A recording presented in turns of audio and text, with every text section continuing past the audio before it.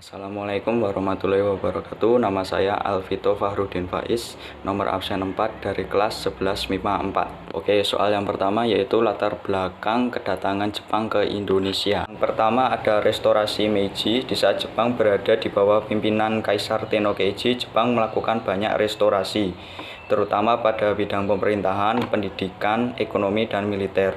Akibatnya merubah pandangan politik Jepang yang awalnya menutup diri menjadi lebih imperialis. Dikarenakan banyak perubahan, maka Jepang butuh sumber daya alam yang lebih besar untuk memenuhi kebutuhan negara. Yang kedua ada paham Hakko Ichiu. Paham Hakko Ichiu adalah paham yang berasal dari agama Shinto.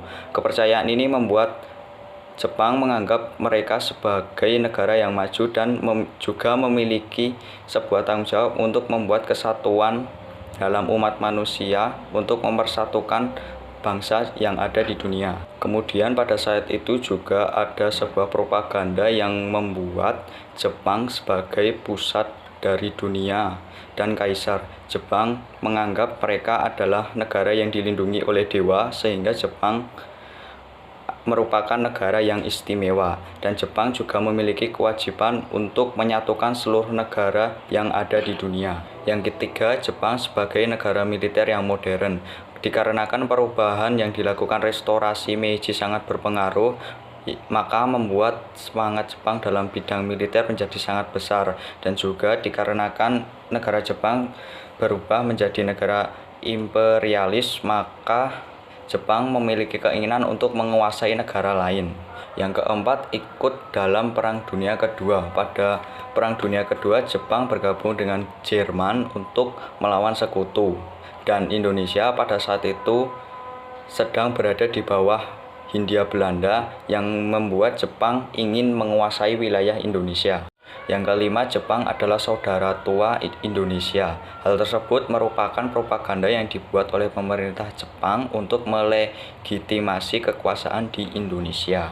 Soal nomor 2 yaitu usaha-usaha yang dilakukan oleh Jepang sebelum masuk ke Indonesia. Usaha-usahanya antara lain, yang pertama, Jepang mengaku sebagai saudara bangsa Indonesia.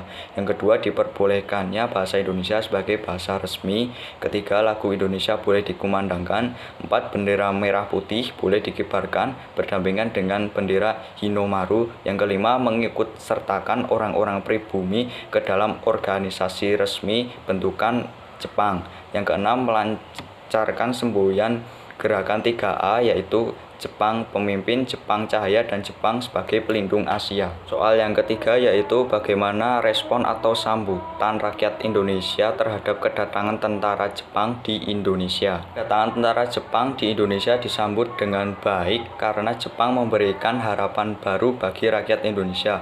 Pada awal kedatangan Jepang di Indonesia, Jepang sangat menarik perhatian rakyat Indonesia karena kemenangan Jepang atas Perang Pasifik yang dikatakan sebagai kemenangan bersama, yakni kemenangan bangsa Asia. Tetapi seiring berjalannya waktu, ternyata Jepang melakukan praktek penjajahan dan juga merampas hasil rakyat. Jepang juga melakukan romusha atau kerja rodi yang ternyata lebih parah dari kerja rodi yang dilakukan oleh pemerintah Belanda. Soal yang keempat, soal terakhir, mengapa pemimpin Indonesia terkesan membantu Jepang? Karena Jepang menjanjikan kemerdekaan bagi bangsa Indonesia, maka dari itu bangsa Indonesia ingin membantu Jepang. Sekian video dari saya, terima kasih sudah menonton. Wassalamualaikum warahmatullahi wabarakatuh.